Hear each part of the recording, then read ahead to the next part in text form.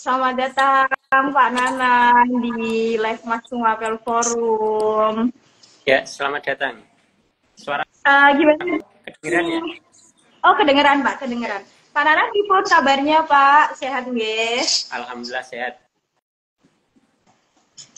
Nah, teman-teman, Pak Nanang ini merupakan founder dari penerbit Nuntera, salah satu penerbit buku di Bojonegoro. Untuk lebih lengkapnya, monggo Pak Nanang untuk perkenalan diri dan juga menyapa teman-teman yang sudah bergabung pada Live Mas Sumapel Forum pada siang hari ini. Monggo. Ya, terima kasih.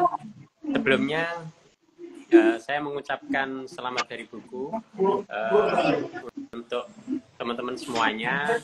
Jadi hari ini hari 23 April itu diperingati sebagai Hari Buku Sedunia. Nah, kalau saya sendiri lebih banyak menerbitkan buku, istilahnya membantu teman-teman untuk menerbitkan buku di penerbit Nuntera. Jadi Nuntera ini penerbit, bisa dikatakan penerbit alternatif lah kalau di Kabupaten Bojonegoro. Jadi lebih pada sisi-sisi sejarah atau budaya dan sebagainya yang berkaitan dengan sisi-sisi lokalitas. Konsepnya sebenarnya di situ. Jadi mungkin bagi teman-teman yang punya rekomendasi tulisan tentang lokalitas Bojonegoro atau mungkin yang sudah pernah menulis lalu berminat untuk dijadikan buku, bisa banget untuk menghubungi penerbit Nuntera melalui akun IG-nya atau melalui emailnya di, kalau emailnya itu Kakis Pasang gitu ya Pak Nana? Ya, bisa lewat situ. Nah, selamat datang bagi teman-teman yang baru bergabung. Selamat datang di Live Mas Sumapel Forum. Nanti jika ada pertanyaan bisa langsung tulis di kolom komentar atau kolom pertanyaan yang ada tanda tanyanya. Nanti akan dijawab ketika sesi live sudah selesai. Nah, ngobrolin tentang Hari Buku Sedunia 2025, menurut Pak Nanang dari segi penulis, jurnalis, sekaligus penerbit, makna Hari Buku itu apa sih Pak? Ya, Hari Buku itu sebenarnya lebih pada mengingatkan kita bahwa manusia itu sebenarnya juga tidak bisa lepas dari buku. Jadi aktivitas membaca itu sebenarnya aktivitas yang sangat sederhana, akan tetapi kita perlu untuk selalu mentradisikan itu. Sayangnya mungkin gini, Hari Buku Sedunia itu tidak banyak yang merayakan, mungkin berbeda dengan Hari Valentine atau hari apa istilahnya sangat minim ada sebuah event-event ataupun gerakan-gerakan yang terkait dengan buku. Meskipun kita tidak bisa menafikan tetap ada di beberapa tempat itu tetap ada, tapi ya saya berpikir andaikan Hari Buku itu punya nilai tertentu bagi seseorang, itu mungkin akan merayakannya akan lebih masif gitu.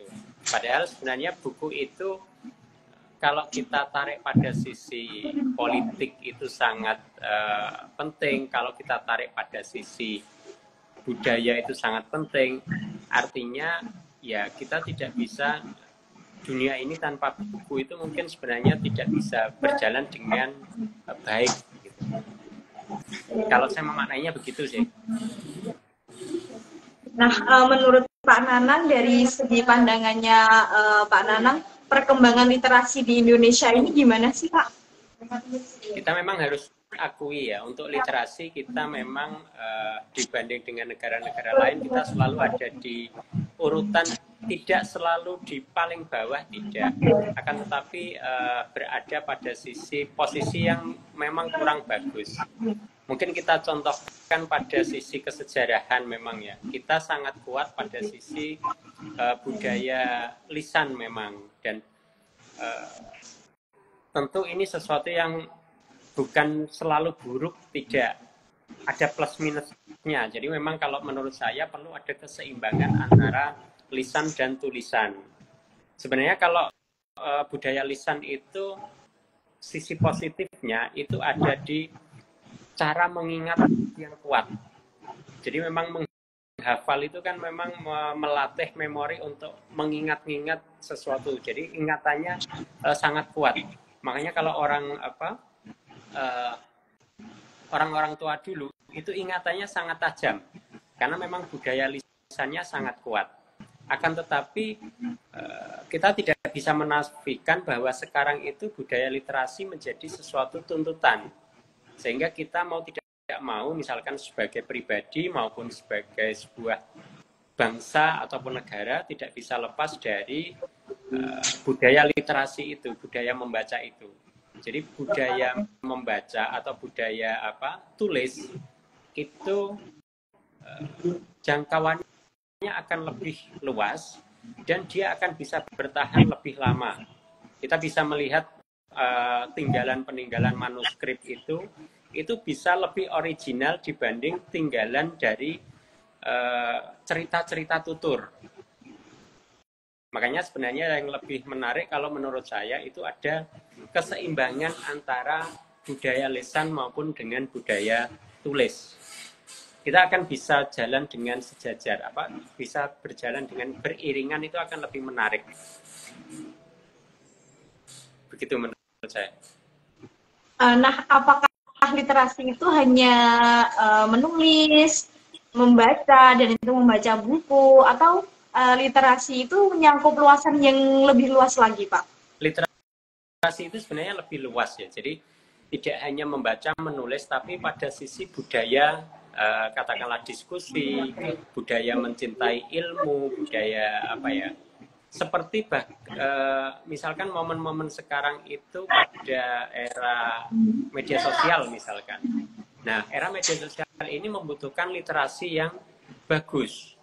Literasi bagus itu adalah sebuah pemahaman bahwa ini ada informasi benar atau tidak. Jadi nanti pada prakteknya sebenarnya bisa lebih diurut lagi kalau kita ngomong soal literasi digital misalkan, informasi ini benar atau tidak, diperoleh atau disebarkan dengan cara yang benar atau tidak. Kita kan mudah banget mendapatkan informasi pada saat ini, entah itu informasi atau benar atau tidak. Nah, sebenarnya kekuatan pada literasi itu menjadi poin penting. Saya contohkan ketika ada seseorang itu nge-share sebuah link atau screenshotan berita, misalkan. Karena kita tidak terbiasa untuk membaca, link itu mungkin tidak diklik, lalu dibaca secara utuh beritanya, baru kasih komentar. Biasanya kan kita melihat ada orang yang komentar dulu baru dibaca link itu. Nah, itu karena apa? Karena memang tradisi membacanya mungkin masih istilahnya lebih cepat responsif untuk komentar daripada respon untuk membaca secara utuh. Jadi ini memang menjadi tantangan kalau di dunia digital ini sebenarnya membutuhkan literasi yang lebih tinggi lagi kalau misalkan kita mau untuk mencapai pada sisi informasi itu punya dampak positif ke kita. Pemahaman saya gitu sih. Kalau menurut Pak Nanang, gimana sih wajah literasi di Bojonegoro? Literasi itu sebenarnya kalau gerakannya itu memang sulit istilahnya gini ya. Kalau saya menyimpulkan jadi terlalu dini. Beda dengan konteks Indonesia yang misalkan pada sisi UNESCO Indonesia berada pada tingkat berapa. Karena memang kita belum pernah ada survei yang mengurutkan misalkan se-Jawa Timur itu tingkat literasinya seperti apa. Nah, tapi dari perjalanan waktu sebenarnya literasi di Bojonegoro ini boleh dikatakan naik turun. Artinya naik turun itu ada saat-saat tertentu itu sangat bagus, ada saat tertentu itu misalkan kayak tenggelam, dan pada saat tertentu lagi akan hidup. Jadi ya dinamikanya itu ya naik turun itu maksudnya Tapi yang pasti literasi di Bojonegoro atau minat baca di Bojonegoro ini makin tampak terlihat, misalkan di banyak banyak komunitas-komunitas ya yang ada di Kabupaten Bojonegoro ini. Jadi ya tinggal bagaimana kita memulai. Kalau saya lebih senang itu kita memulai dari diri dan lingkungan sih. Kalau misalkan kita selalu memandang kenapa sih kok ini di Bojonegoro literasinya begini, kenapa sih, tanpa ada gerakan juga tidak akan mengubah apapun sebenarnya. Lalu tantangan-tantangan apa sih yang Pak Nanang hadapi dalam mengembangkan atau menggaungkan literasi khususnya di lokalan Bojonegoro? Ya, sebenarnya kalau pada sisi gerakan literasi ini banyak orang ya, istilahnya banyak orang yang melakukan itu. Mungkin saya lebih seringnya itu menjadi, kalau saya kadang memandang diri saya ini mungkin lebih ya seperti seorang provokator lah. Maksudnya provokator itu saya sering ketemu dengan siapa, atau misalkan ketemu dengan teman atau kenalan baru gitu, pasti yang saya ajak ngobrol adalah tentang buku, tentang bahan bacaan misalkan. Karena apa ya? Ya karena saya menyukai hal itu. Jadi kemana-mana misalkan di warung kopi misalkan, saya juga akan cerita tentang buku. Ke kampus misalkan juga saya akan cerita buku. Karena saya membayangkan buku itu kalau misalkan menjadi obrolan atau di mana-mana menjadi obrolan, tentu akan berbeda ketika buku itu tidak disinggung sama sekali. Makanya kalau saya dengan teman-teman SMA misalkan, siswa SMA misalkan, itu juga sering saya provokasi. Bagaimana kita menempatkan buku itu menjadi seorang kawan. Jadi misalkan kalau kita mungkin nunggu kereta api, kita bisa dengan membaca buku. Dan itu nanti bisa kalau menjadi kebiasaan kan akan sesuatu yang mengasihkan sebenarnya. Tinggal kita misalkan kalau bukan tidak mungkin sih, akan sangat sulit kalau misalkan kita nunggu kereta api tapi kita membaca buku-buku ilmiah misalkan. Kita cari buku-buku yang sesuai dengan kebutuhan saja. Jadi kalau kita menunggu kereta api atau menunggu bus atau kita menunggu teman di warung kopi misalkan, ini teman belum datang-datang, nah kita bisa untuk cari buku, atau misalkan kita siapkan dari rumah ya buku-buku yang ringan-ringan, misalkan kumpulan cerpen atau misalkan laporan-laporan yang tentang sebuah tradisi, sejarah dan sebagainya. Itu kayaknya akan lebih menarik. Lalu apakah Hari Buku 2025 ini bisa untuk mendorong budaya baca di kalangan kaum muda Bojonegoro, Pak? Ya, harusnya bisa. Kalau saya yakin istilahnya apa ya? Ya harus bisa.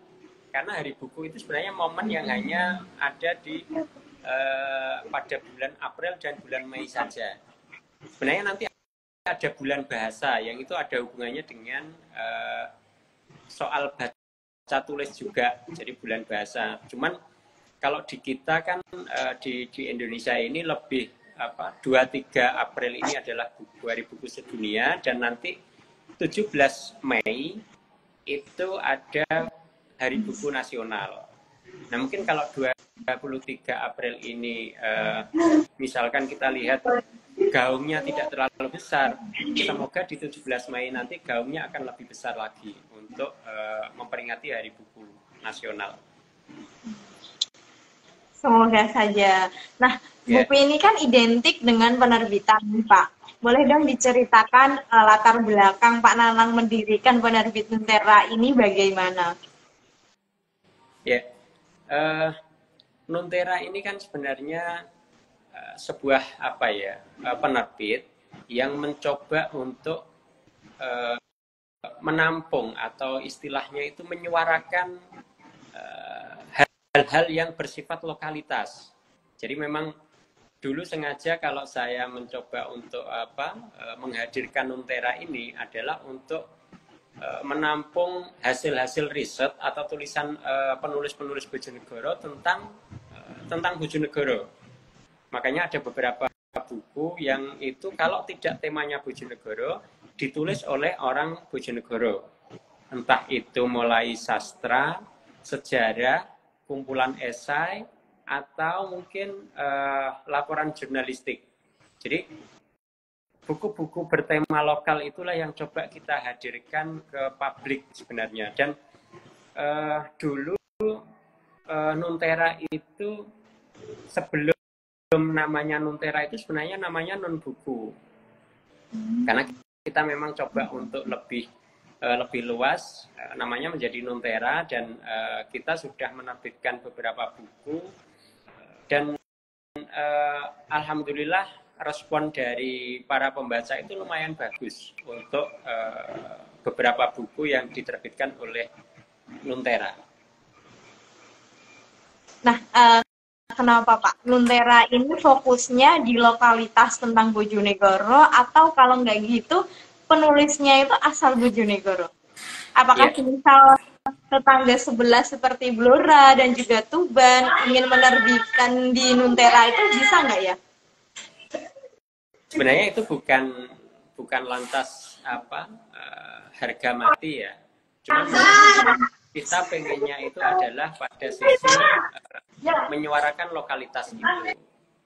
Jadi kalau misalkan nanti ada teman-teman dari Blora atau misalkan dari Tuban atau dari Lamongan, tidak ada problem, tidak ada masalah. Cuman saya yakin di masing-masing daerah itu juga memiliki penerbit-penerbit lokal.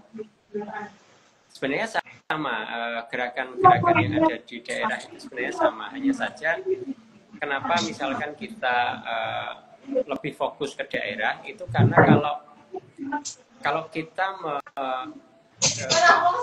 menerbitkan buku-buku yang tema-tema umum misalkan, itu tentu kita kalah.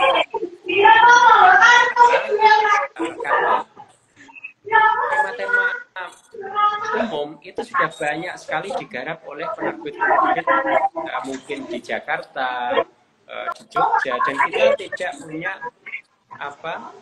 kemampuan lebih di bidang itu. Tapi kalau saya melihat pada sisi kalau di marketing itu mungkin niche-nya ya. Jadi sisi eksklusivitasnya itu ada di mana gitu. Jadi kalau penerbit lokal itu misalkan gini, kemarin itu kita menerbitkan Tarikh Padangan misalkan, atau kita sebelumnya menerbitkan Bojonegoro Tempo Dulu. Itu artinya tidak ada media, tidak ada penerbitan itu. Dan kita memang menerbitkan yang lokal-lokal seperti itu untuk apa? Pertama untuk mengenalkan sebuah daerah, jadi potensi daerah itu sebenarnya cukup besar. Ketika era sekarang itu semuanya masuk pada sisi keseragaman tema. Nah, kita coba untuk menghadirkan sesuatu yang dekat dengan kita sendiri. Jadi tentang Bojonegoro yang tahun tentang Blandong, tentang bioskop di Bojonegoro, tentang misalkan sejarah Nahdlatul Ulama di Bojonegoro. Dan kita tidak melihat pada sisi yang lebih besar. Misalkan kalau kita nulis tentang sejarah NU secara umum, yaitu sudah sangat banyak sekali. Tapi riset-riset yang bersifat kedaerahan itu masih jarang untuk dipublish ke publik. Padahal isu-isu ini menarik untuk kita sebar ke publik untuk dibaca. Berarti memang tujuan dari Nuntera ini untuk membranding lokalitas Bojonegoro dan juga tokoh-tokoh Bojonegoro ya Pak? Ya, diantaranya begitulah yang coba kita suguhkan ke publik begitu. Terus apakah buku-buku yang diterbitkan oleh Nuntera yang bertemakan tentang lokalitas Bojonegoro dan juga tokoh-tokohnya itu bisa dibaca ataupun dibeli untuk saat ini? Bisa. Jadi ada beberapa yang memang kita jual secara online. Ada juga yang kita jual lewat toko buku yang ada di Bojonegoro. Jadi namanya toko buku Nusantara, dan itu kita nitip di situ untuk buku-buku yang diterbitkan oleh Nuntera. Jadi misalkan Bojonegoro Tempo Dulu, Tarik Padangan, lalu ada sejarah buruh tembakau, dan beberapa buku lain, misalkan buku sastranya Pak Nono Warnono. Jadi yang diterbitkan oleh Nuntera bisa didapat, sebagian ada di toko buku Nusantara, sebagian ada di toko buku online, beberapa ada. Kalau toko buku online itu di marketplace atau di mana, Pak? Lebih banyak di marketplace ya. Kita jejaring ke teman-teman dekat saja. Berarti nanti semisal mau membeli buku yang diterbitkan Nuntera, tinggal searching gitu di marketplace, judulnya apa gitu ya Pak berarti? Iya, bisa juga mungkin ke IG-nya Nuntera juga bisa. Untuk misalkan mungkin tanya-tanya untuk stoknya ada atau tidak, nah gitu.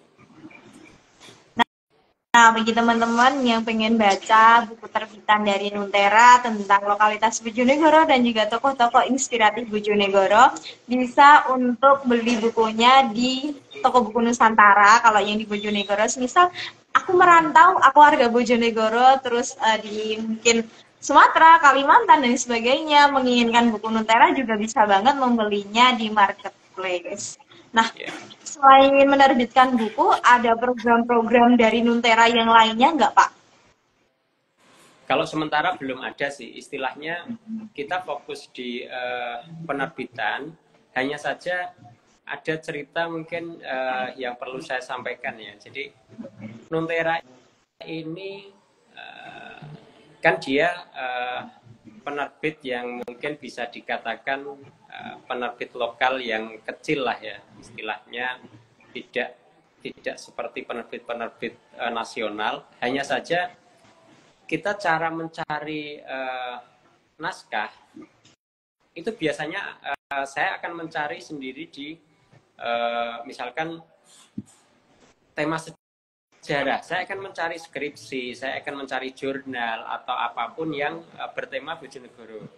Lalu ketika saya dapat tema itu atau skripsi itu, saya coba untuk menghubungi penulisnya.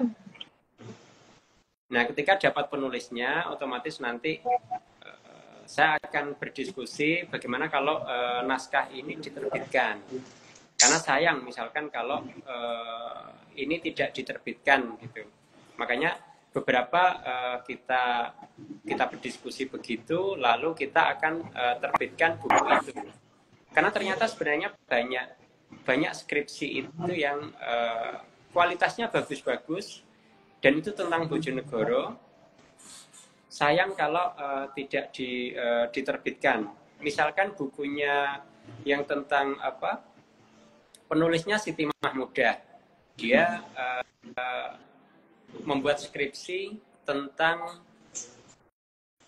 buruh perkebunan tembakau.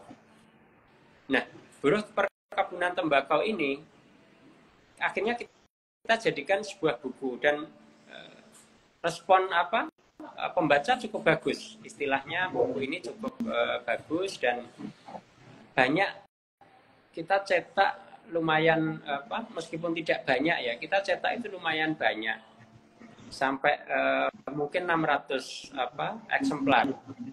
Kalau yang Bojonegoro Tempo Dulu itu mungkin lebih dari 600. Jadi kita menerbitkan itu cukup banyak, padahal Bojonegoro Tempo Dulu itu buku yang tidak terlalu tebal, tapi bisa jadi bacaan alternatif bagi orang-orang yang mungkin di di perantauan itu ingin kangen Bojonegoro itu sejarahnya seperti apa sih. Nah, kita hadirkan buku itu yang dengan bahasa-bahasa sederhana dan ternyata cukup diminati pembaca. Oh, berarti bukunya itu bisa kayak tentang sejarah-sejarah masa lampau, nggak harusnya yang sekarang terjadi gitu ya, Pak. Yang penting tentang lokalitas Bojonegoro atau tokoh-tokoh Bojonegoro. Ya, kita pernah misalkan ada buku tentang laporan jurnalistik apa yang ditulis oleh Mas Wahyu, itu tentang orang-orang dalam tanda kutip orang biasa tapi inspiratif di Bojonegoro. Jadi macam-macam latar belakang orangnya itu macam-macam. Ada mungkin apa? Salah satunya misalkan bercerita tentang orang yang mencari kelabang. Jadi jual beli kelabang.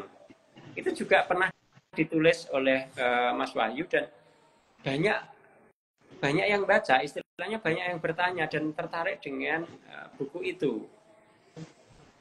Kalau tidak salah itu judulnya Gurat Cerita Orang-orang Biasa. Cuman biasanya ini di judul, kata biasa ini di judul kita coret karena sebenarnya maknanya adalah orang-orang yang luar biasa. Jadi seperti itu, hanya untuk biar menarik saja ini judulnya. Tapi yang pasti kita mencoba untuk menghadirkan buku-buku yang ditulis oleh orang Bojonegoro atau tentang Bojonegoro. Kalau yang sastra itu kebanyakan pada sisi dia adalah penulis Bojonegoro. Jadi kita mencoba untuk menghadirkan karya-karya penulis Bojonegoro itu dan bisa dinikmati oleh pembaca. Menurut Pak Nanang, sejauh mana sih buku ini mempengaruhi pola pikir teman-teman muda, terus bisa menjadi alternatif untuk apa ya, menjernihkan pikiran di antara tren-tren populer sekarang? Mungkin saya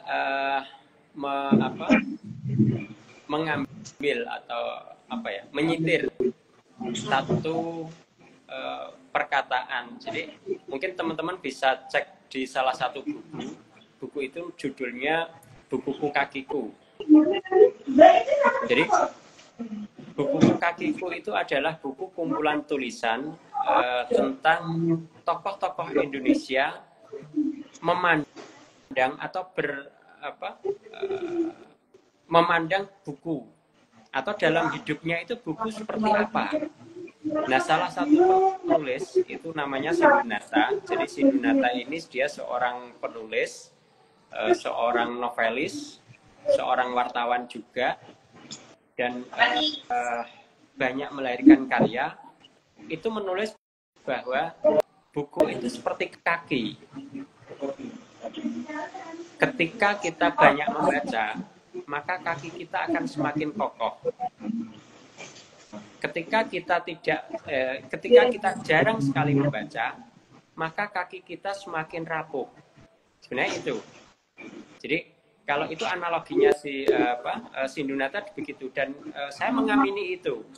Kaki itu kan bisa dikatakan misalkan analoginya kalau kaki itu adalah kita bisa berdiri kokoh itu karena apa? Karena kaki yang kuat.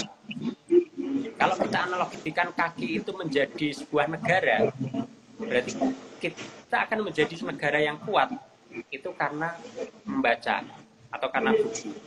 Kita akan menjadi sebuah keluarga yang kuat itu juga karena dengan buku, artinya membaca buku itu.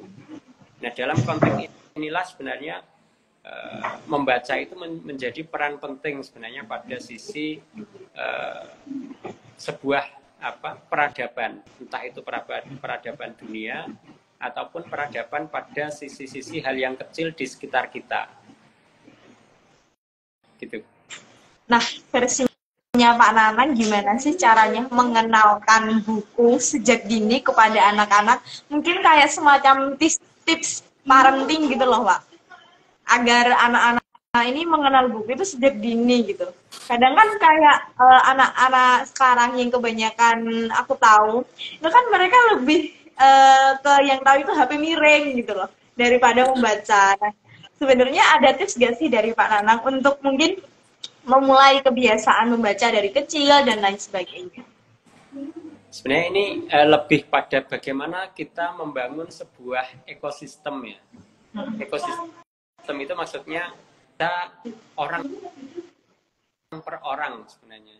Maksudnya gini, misalkan dalam satu keluarga, kita bisa memulai itu dari hal-hal yang kecil. Misalkan pada hari apa, kita coba untuk menghadirkan buku kepada anak-anak. Misalkan hari Minggu saja. Jadi sesuatu langkah kecil itu sebenarnya tetap menjadi penting daripada misalkan tidak sama sekali. Jadi misal sekarang kan eranya gadget ya, hampir semua anak kecil kan pakai atau megang gadget, mulai bangun tidur sampai. Cuman kalau kita ada 3 atau 4 anak yang kita kumpulkan atau kita ajak untuk menikmati buku, tentu itu akan ada berbeda ketika dia sendirian. Misalkan satu orang nih, kita kasih dia buku, itu akan berbeda ketika ada 4 orang dalam waktu bersamaan kita kasih buku untuk dibaca dan dinikmati. Misalkan mungkin bisa dicoret-coret lah, atau bisa digambar-gambar atau apa, misalkan buku bacaan, lalu kita bisa berdiskusi dengan mereka, apa sih yang menarik dari situ. Misalkan mungkin saya melihat menariknya hanya di gambarnya, ya tidak apa-apa, karena anak kecil memang tidak selalu menyukai bacaan, tapi kita mengenalkan secara fisik buku itu kepada anak-anak itu menjadi sangat penting. Dan memang harus diakui kampanye membaca untuk anak-anak ini memang menjadi tantangan besar untuk semuanya, tidak hanya orang tua, mungkin guru, mungkin hampir semua lah, karena memang tantangannya lebih ke gadget. Meskipun kita harus garis bawahi sebenarnya gadget juga tidak 100% buruk, karena kalau misalkan anak kita larang 100% gadget juga suatu hal yang tidak mungkin gitu sebenarnya. Ya lagi-lagi pada sisi keseimbangan sebenarnya. Ada nggak sih Pak buku Nuntera itu yang memang diterbitkan khusus untuk anak-anak, semisal kayak cerita tentang Angling Dharma, terus itu divisualisasikan gambar, nanti mereka bisa gambar, atau dan lain sebagainya gitu? Kalau selama ini masih belum, cuman kita memang sudah mencoba untuk ingin menghadirkan buku-buku seri tentang tokoh-tokoh tapi untuk dikonsumsi anak. Jadi kita bisa ngambil pada sisi tokoh siapa, katakanlah tokoh. Kalau di Bojonegoro itu misalkan bukan Bojonegoro istilahnya ya, kalau zaman dulu mungkin namanya Jipang. Meskipun Jipang itu tidak hanya Bojonegoro sebenarnya, tapi bisa sampai ke Lasem, ke Blora dan lain sebagainya. Tapi salah satu bagian dari Jipang itu adalah Bojonegoro. Nah, kita saat ini sedang mencoba untuk mencari literatur-literatur itu untuk kita hadirkan lewat cerita-cerita yang sederhana, yang itu mungkin bisa dibaca oleh ya anak-anak usia sekolah SD, SMP itu mungkin akan lebih bisa, dan ini semoga dalam waktu dekat bisa terbit. Ada nggak sih Pak sesuatu tentang Bojonegoro, baik itu lokalitasnya maupun tokohnya, itu yang masih belum tersentuh atau masih belum dieksplor, baik dalam bentuk tulisan maupun dalam bentuk lainnya? Kalau soal tokoh atau misalkan tempat, sebenarnya banyak ya. Banyak itu dalam arti, saya beberapa kali ditanya, ada enggak buku yang spesial atau khusus menulis tentang kayangan api misalkan. Nah sampai sekarang kan tidak ada misalkan satu buku tentang kayangan api. Artinya sisi-sisi lokalitas itu cukup menarik. Padahal kalau kayangan api itu kita lihat, saya pernah membaca buku yang diterbitkan yang ditulis oleh seorang bupati yang jalan-jalan ke Jawa. Dia jalan-jalan kalau tidak salah Bupati Kudus. Jadi tahun 1860-an dia itu keliling Jawa. Salah satunya itu mengunjungi kayangan api. Kalau waktu itu disebutnya Pekayangan Latu. Nah, hal demikian sebenarnya menarik ketika misalkan beberapa kali di Bojonegoro juga dikatakan bahwa kayangan api ini menjadi salah satu karesian di sekitarnya, maksudnya di Dander dan sekitarnya itu menjadi salah satu karesian di Nusantara. Kenapa? Karena di sekitar kayangan api, lalu ada Dander, itu banyak sumber air.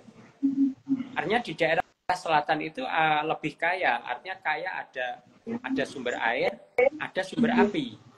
Nah, artinya ini bisa ditelisik oleh mungkin peneliti-peneliti atau mungkin penulis-penulis yang bisa mengeksplor itu. Lalu kalau tokoh misalkan, tokoh itu ada banyak. Kalau misalkan kalau kita lihat pada sisi kepahlawanan, kita bisa tarik sosok namanya Sosrojilogo yang sekarang menjadi nama jembatan. Nah, itu juga tidak banyak orang yang tahu Sosrojilogo itu siapa. Bagaimana perannya pada sisi menentang Belanda. Nah, hal-hal demikian itu sebenarnya perlu banyak dieksplor oleh mungkin penulis Bojonegoro atau peneliti-peneliti Bojonegoro. Juga ada misalkan tokoh namanya Sekar Kusuma. Pangeran Sekar Kusuma ini kalau di beberapa literatur yang saya baca, dia adalah seorang pemimpin atau adipati Jepang yang sangat dihormati, sangat dicintai rakyat. Nah, karena apa? Karena Pangeran Sekar Kusuma ini punya cara-caranya, misalkan untuk memodernisasi irigasi, membuat pertanian menjadi bagus dan lain sebagainya. Ada beberapa literatur yang menyebutkan itu, meskipun mungkin tidak banyak sih.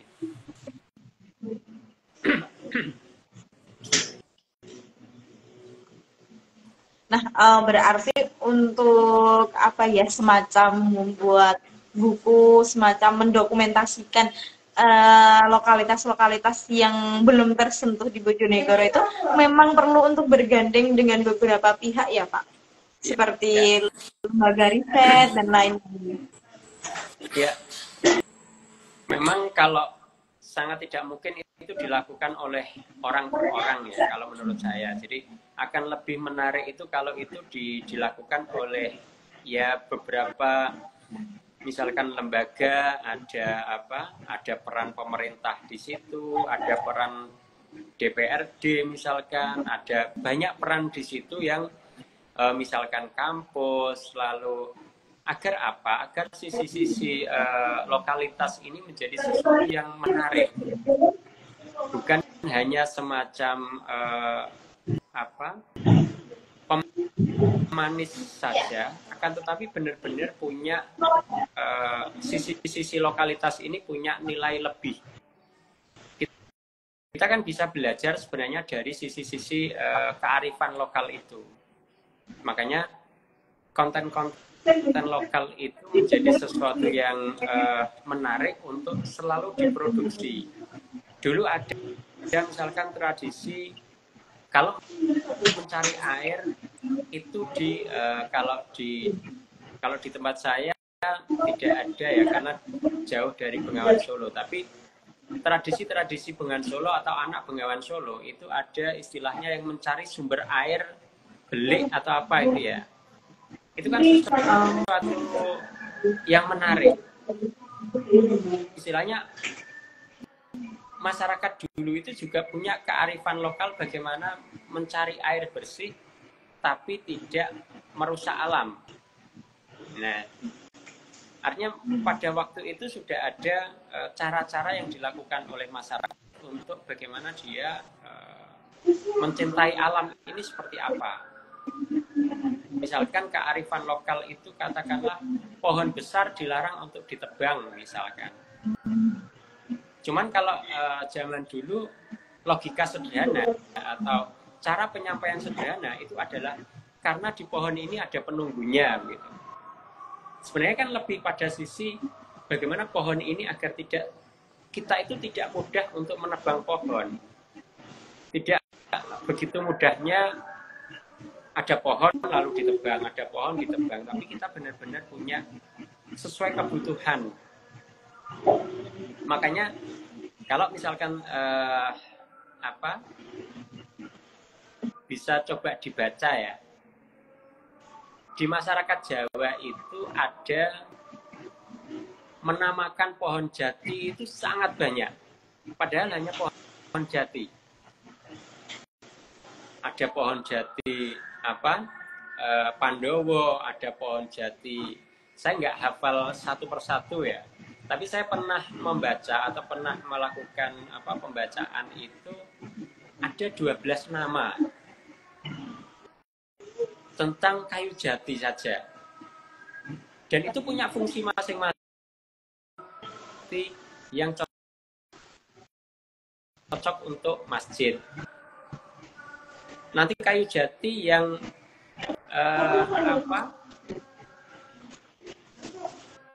dahannya misalkan ada 2 atau 3 itu punya makna apa, sampai hal-hal kecil.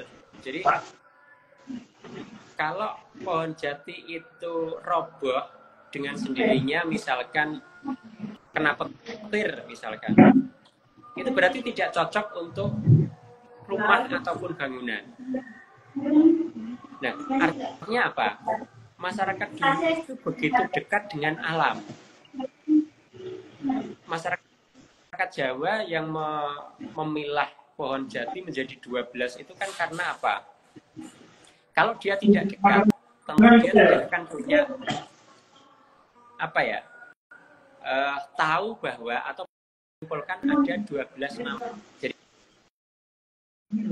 mirip lah ketika misalkan mungkin kita punya pasangan misalkan, karena kita sangat dekat, jadi kita tahu oh dia memang sukanya bakso, oh dia memang suka kalau jam segini ini kayaknya dia sukanya makan nasi goreng. Itu kan karena keakraban.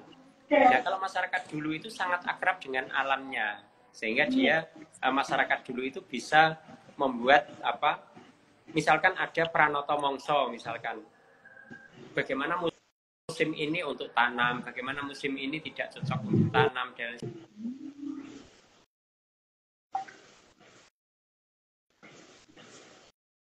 dan semuanya bisa dimaknai pada sisi sekarang sebenarnya. Nah, sisi lokalitas itulah sebenarnya yang coba untuk kita hadirkan lewat penerbitan ini, meskipun ya tentu saja tidak semasif yang kita bayangkan ya. Misalkan Nuntera tidak setiap minggu menerbitkan buku, tidak juga. Akan tetapi suara ini coba kita gaungkan gitu. Jadi nanti bisa mungkin pihak lain atau penerbit lain atau misalkan mungkin penulis lain yang akan mengeksplor tentang nilai-nilai lokalitas, nah bisa saling bekerja sama di bidang itu. Untuk saat ini isu-isu tentang iklim itu kan masih jadi topik yang trending ya Pak. Ada nggak sih buku tentang kayak mitos-mitos orang Bojonegoro dulu dalam menjaga ekosistem alam gitu? Atau itu hanya sebatas dari lisan ke lisan, baru dari lisan ke lisan, belum sampai dibukukan misal mitos-mitos yang ternyata itu menjaga ekosistem alam? Sebenarnya di mana-mana ada mitos ya. Kalau mitos itu kalau kita maknanya pada sisi misalkan pada sisi negatif ya akan kelihatan negatif. Tapi misalkan kalau kita coba untuk menganalisanya pada sisi sosiologis misalkan, bahwa pada masa itu masyarakat memang berpikirnya semacam itu, tentu akan berbeda. Hanya saja di Bojonegoro itu mitosnya apa saja, sebenarnya setiap desa ya, setiap desa itu sebenarnya punya mitosnya masing-masing. Dan itu kalau misalkan kita kumpulkan juga akan sangat menarik. Bukan sisi misalkan bukan pada kita kan kalau misalkan menganggap bahwa itu mitos sebenarnya kan tidak apa-apa. Jadi misalkan ada cerita buaya putih misalkan. Nah itu kan juga banyak diungkap atau diceritakan tutur.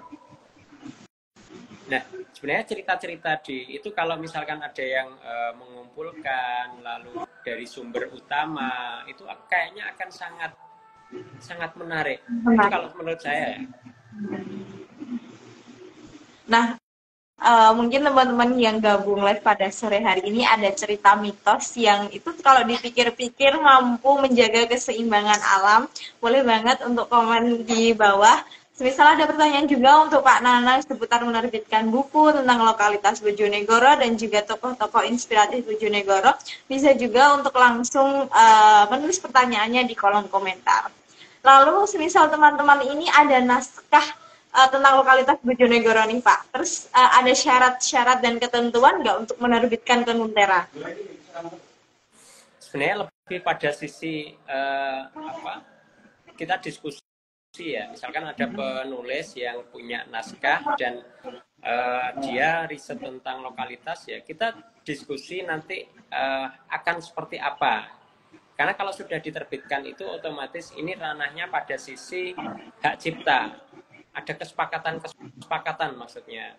Dan itu Nuntera itu sangat longgar untuk hal kesepakatan itu. Artinya tidak seperti mungkin penerbit di Jakarta misalkan atau penerbit di Jogja yang nanti harus A, harus B, harus C, tidak. Jadi Nuntera itu lebih luas. Yang penting karena tujuan kita sebenarnya untuk bagaimana konten-konten lokal ini lebih banyak diterbitkan menjadi sebuah buku. Intinya goalnya ada di sana. Jadi kalau ada jangan ragu-ragu untuk misalkan itu dikirim ke kita lewat email tadi bisa, atau lewat komunikasi lewat WA juga bisa, atau lewat IG-nya Nuntera juga bisa. Nah, mungkin teman-teman ada yang sudah punya tentang naskah-naskah Bojonegoro, bisa banget untuk menghubungi Pak Nanang melalui IG maupun email dari Nuntera. Lalu menurut Pak Nanang, apa sih yang bisa dilakukan bersama agar Bojonegoro ini menjadi kota yang lebih literatif? Ya, lagi-lagi kita perlu ada kolaborasi sebenarnya.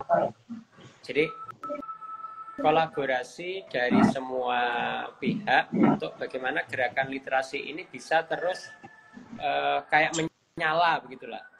Jadi ada banyak komunitas itu yang punya caranya masing-masing, dan itu kan pada sisi di cara yang seragam tentu tidak bisa. Jadi mungkin ada yang bikin perpustakaan keliling, ada yang bikin diskusi, ada yang bikin. Nah, hal-hal semacam itu sebenarnya hanya perlu kalau mungkin bahasa saya itu perlu diresonansi. Jadi kayak ada gaungnya itu bisa lebih besar gitu. Jadi timbal balik ada, kalau kita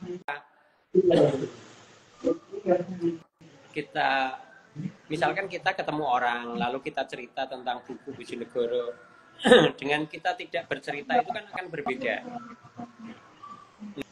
Nah, saya berharap nanti bukan berharap, maksudnya mengimpikan nanti itu di Bojonegoro akan muncul banyak, katakanlah penulis, akan muncul banyak komunitas-komunitas, akan muncul banyak yang mereka akan bergerak, tidak selalu harus beriringan bersama, akan tetapi mereka punya target masing-masing yang itu goalnya sebenarnya sama, yakni literasi. Karena kalau kita tarik dunia literasi ini misalkan pada semua bidang itu sangat dibutuhkan.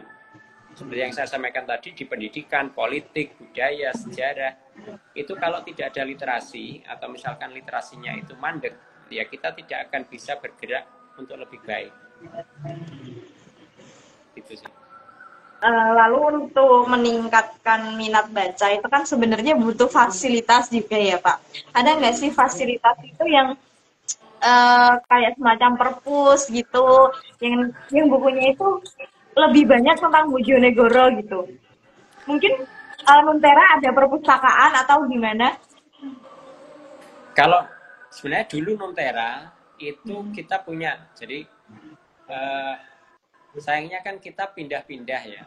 Dulu itu kita ada rumah baca sebenarnya, bukan miliknya Nuntera sih.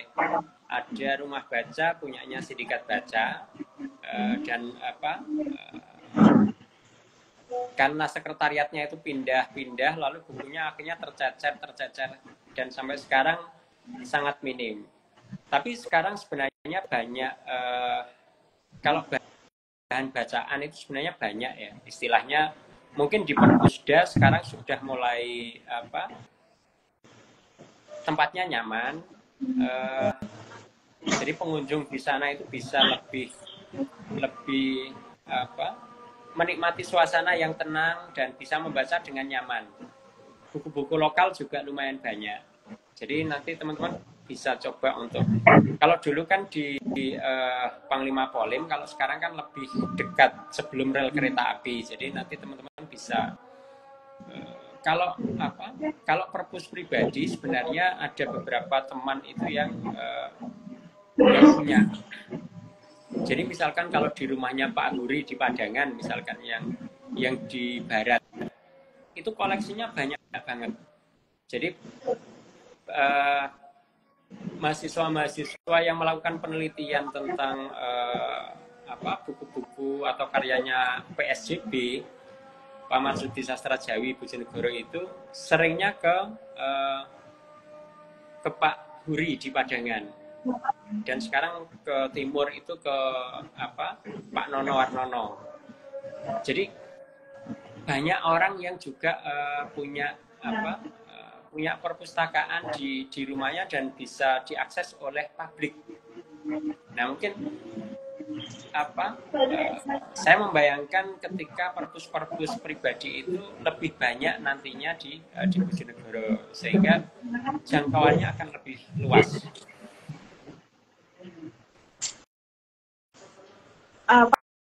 Pak Nanang ini kan juga punya koleksi buku banyak gitu ya. Pak Nanang memungkinkan nggak ya semisal membuka perpustakaan di rumah, terus teman-teman ini bisa berkunjung ke rumahnya Pak Nanang untuk mengakses buku-buku tersebut. Mungkin bisa juga sambil diskusi, entah itu tentang Bojonegoro atau tentang Nuntera dan lain sebagainya. Ya, ini sebenarnya masih dalam tahap mungkin mimpi ya, semoga bisa segera terwujud. Jadi saya membayangkan memang sudah punya ada planning ke sana, bahwa mungkin semoga bulan depan ini kita coba untuk membuka koleksi yang saya punya itu untuk bisa dibaca oleh publik. Artinya memang saya buka menjadi perpus umum lah, yang siapapun bisa mengakses. Hanya saja karena untuk lebih mudahnya, itu mungkin saya bikin konsep hanya buka pada Sabtu dan Minggu saja.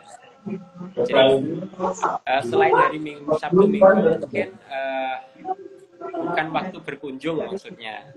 Karena nanti kalau Sabtu Minggu saya lebih banyak di rumah dan saya bisa menemani, misalkan kalau memerlukan ada diskusi-diskusi. Ini sudah coba saya konsep, dan nanti bayangan saya sih ada kayak semacam reservasinya ya, istilahnya bisa kita semacam janjian. Jadi akan misalkan ada orang yang, oh saya akan berkunjung ke perpus, misalkan perpus saya pada hari Sabtu jam 10 pagi misalkan. Oh berarti saya harus menyiapkan diri jam 10 pagi untuk tidak keluar. Saya akan menunggunya misalkan. Atau hari Minggu sore hari misalkan. Jadi harapannya nanti bisa buku-buku yang saya kumpulkan satu persatu itu ya bisa lebih punya manfaat ke masyarakat. Entah itu mahasiswa yang melakukan riset, atau mungkin guru-guru yang ingin membaca mungkin buku sastra atau sejarah dan sebagainya.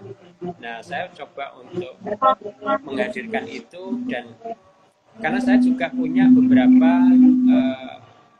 mungkin buku yang sekarang sudah sulit untuk didapat ya, dan memang itu saya coba untuk koleksi. Misalkan ada beberapa buku.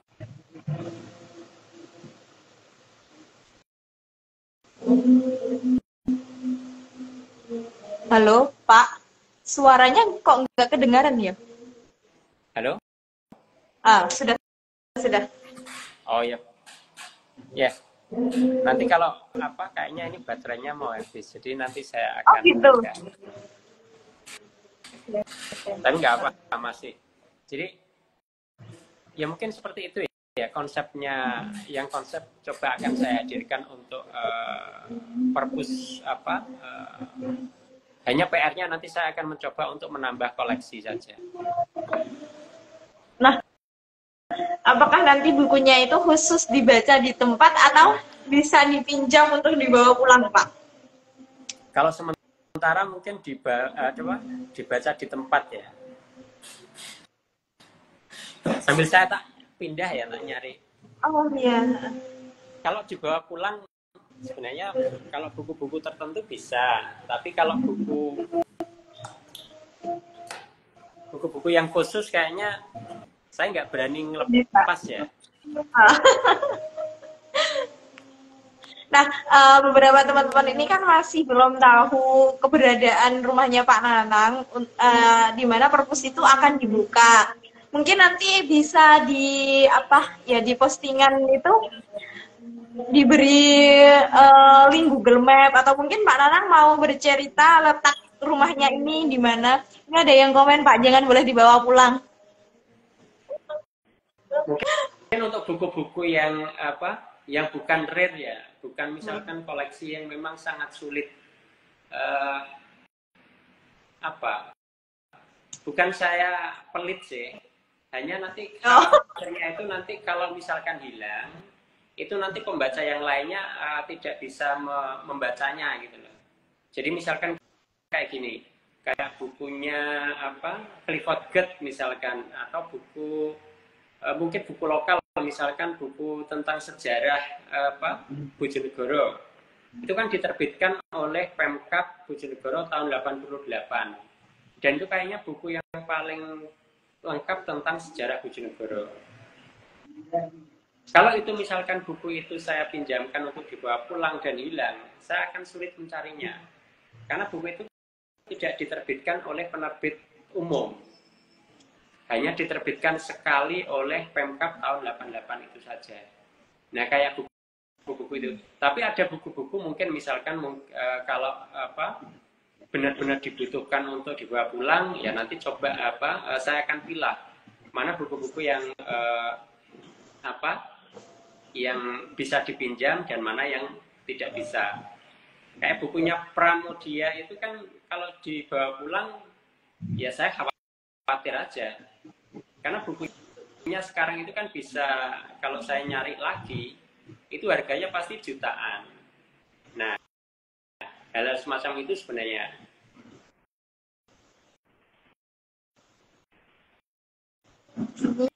Dari Bapak Agus Sigro.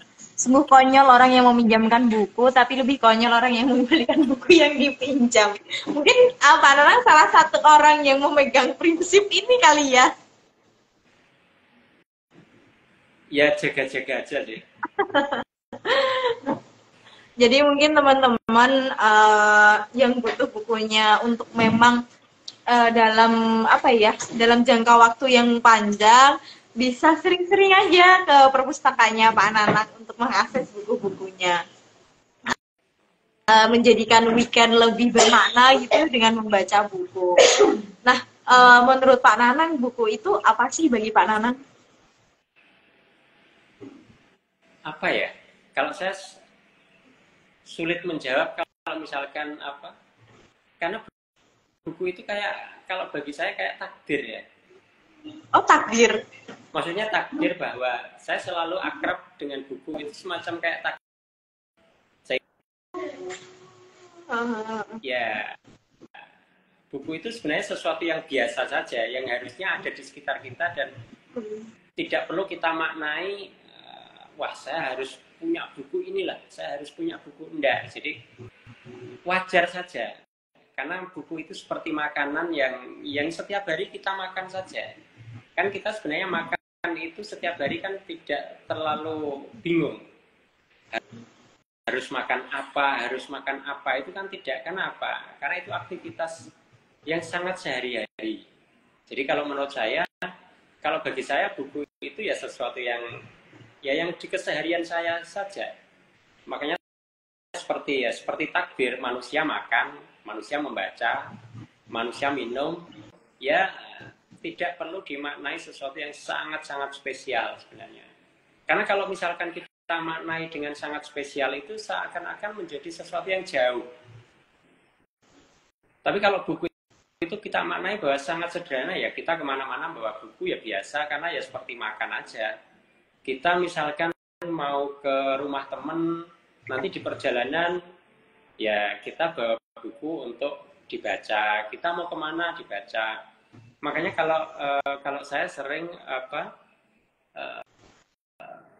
membuat tantangan-tantangan kecil sebenarnya. Tantangan-tantangan kecil itu misalkan kalau saya harus membaca buku ini, saya akan bikin reviewnya. Yang sederhana-sederhana saja. Jadi kita jangan terlalu melihat buku itu sesuatu yang sangat wah. Karena kalau misalkan kita melihat buku itu sangat wah, itu mirip kayak kalau kita melihat emas. Wah, kayaknya aku nggak cocok kalau misalkan beli emas. Kayaknya saya belum waktunya beli emas. Kita bisa memaknai begitu kalau melihat buku itu sesuatu yang wah.